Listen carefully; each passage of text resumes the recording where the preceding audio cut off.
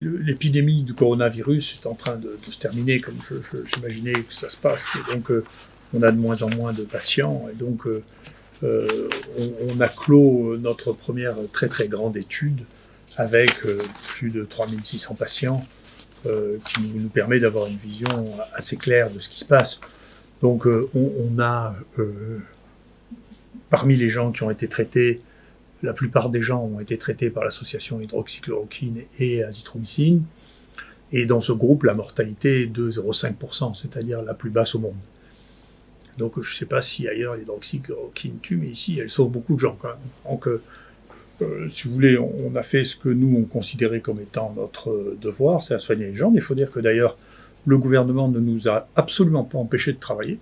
On a travaillé très bien, on a testé maintenant 130 000 personnes, on a fait 130 000 tests de diagnostic par PCR chez près de 50 000 patients. On a fait des diagnostics de 5 000 cas. Donc, encore une fois, je vous dis, beaucoup ont été traités ici. Et donc, on estime qu'on a fait notre travail. On a été les premiers, et j'ai eu l'occasion de le dire aux plus hautes autorités de ce pays, à dire que les enfants n'étaient pas infectés, n'étaient pas atteints. Maintenant, je sais pourquoi. Je vous le dirai la semaine prochaine. On sait pourquoi. Vraiment. Donc, c'est vrai, les enfants ne sont pas atteints. On sait pourquoi. On a toutes les données pour le faire. Encore une fois, on a accumulé un nombre de données qui est considérable et probablement unique au monde, dans toutes ces données. On sait que certaines choses qui avaient été sous-estimées, comme le zinc, par exemple, jouent un rôle dans la sévérité. Les gens qui ont une pathologie sévère ont des taux de zinc qui sont beaucoup plus bas que les autres, à côté d'autres données qui avaient été décrites dans la littérature. On sait que les gens qui peuvent être très malades avec des lésions qui sont très visibles au scanner alors qu'ils ne sont pas essoufflés. Donc ça pose une question sur la stratégie. Vous voyez, sur une maladie nouvelle, on ne peut pas deviner à partir des données anciennes ce qui va se passer. Chaque maladie a sa propre histoire et sa propre évolution. Est-ce que les dernières études, notamment la dernière étude publiée dans le Lancet vendredi, vous font changer d'avis, changer votre opinion vis-à-vis de l'hydroxychloroquine? Oui, c'est une opinion qui m'a demandé, qui est une opinion un peu folle. C'est une idée, c'est un peu fou. C'est-à-dire, moi, je comprends bien que les gens aient des difficultés, oui, les hommes politiques, les journalistes aient des difficultés parce que vous dites ça, elle lui dit ça, mais moi, c'est pas mon problème. Nous, ici, il nous est passé 4000 malades dans les mains. Ne croyez pas que je vais changer parce qu'il y a des gens qui font du big data, qui est une espèce de fantaisie complètement délirante, qui prend des données dont on ne connaît pas la qualité, qui mélange tout, qui mélange des traitements dont on ne sait pas quelle est la dose qu'on a donnée. C'est sûr, si vous prenez de l'hydroxychloroquine, on peut se suicider avec, si on en prend trop. Comme avec le Doliprane d'ailleurs, qui est probablement en réalité plus dangereux que l'hydroxychloroquine, si on veut bien regarder. C'est la première cause d'intoxication dans les pays modernes du monde, le Doliprane. C'est dangereux le Doliprane, ça tue beaucoup. Donc, si vous voulez, comment voulez-vous qu'une étude foireuse faite avec les big data change ce que nous avons vu? Vous savez, des électrocardiogrammes, ici on a fait 10 000 chez les malades qui ont eu cette maladie. 10 000 électrocardiogrammes qui ont tous été vus par l'équipe d'un professeur de rythmologie, c'est-à-dire de cardiologue qui est spécialisé dans l'analyse électrique du cœur.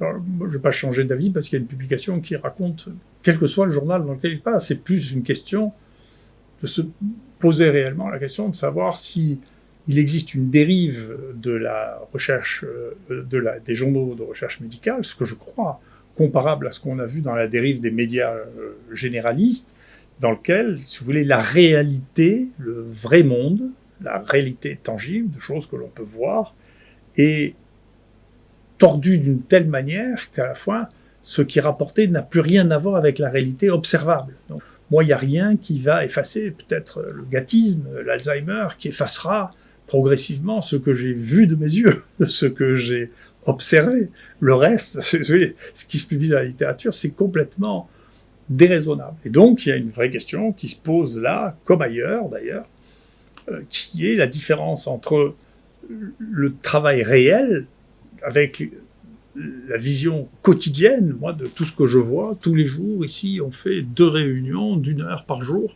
pour examiner tous les résultats de tout ce qui se passe, de tous les malades, de qui peut sortir, qui peut pas sortir, qui était contagieux, qui ne l'est pas, et tout ça depuis 2 mois et demi. Alors si d'un coup, il suffisait qu'il y ait quelqu'un qui publie une bêtise dans la littérature pour que j'oublie tout ce qu'on a fait pendant 2 mois et demi, c'est que je serais devenu fou. Donc je ne vais pas changer d'avis parce qu'il y a des gens qui disent, écoutez, nous qui n'avons pas vu de malades, on vous dit ce qui s'est passé, alors que vous qui avez vu des malades, vous ne savez pas ce qui s'est passé. Je ne veux pas le croire.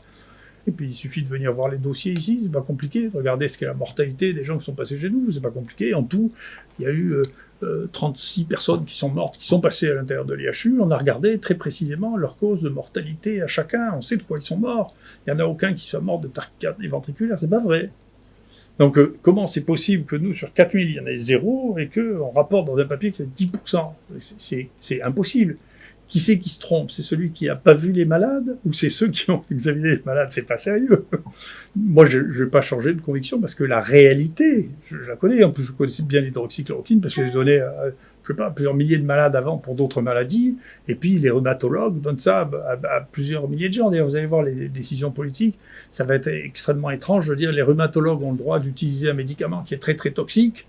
Mais les gens qui soignent le Covid n'ont pas le droit de l'utiliser. Alors pourquoi les rhumatologues ont le droit de l'utiliser? Peut-être qu'ils n'auront plus le droit d'ailleurs, parce que y a un produit concurrent qui va peut-être nous faire le même coup que le Redemsivir, c'est le tocilizumab, là, qui est un anticorps monoclonal qui coûte à peu près 200 € par semaine, alors que l'hydroxychloroquine ne coûte rien. Et vous allez voir, comme c'est la même cible, c'est-à-dire l'interleukine, vous allez voir que bientôt on va dire que l'hydroxychloroquine c'est même pas bon en rhumatologie, qu'il faut le remplacer par un produit qui coûte 20 à 50 fois plus cher. Donc c'est une vraie question. C'est une vraie question. Est-ce qu'il faut détruire tous les vieux médicaments qui marchent depuis des décennies sans poser de problème majeur pour les remplacer par des nouveaux médicaments qui ne sont pas plus utiles et qui coûtent un prix fou?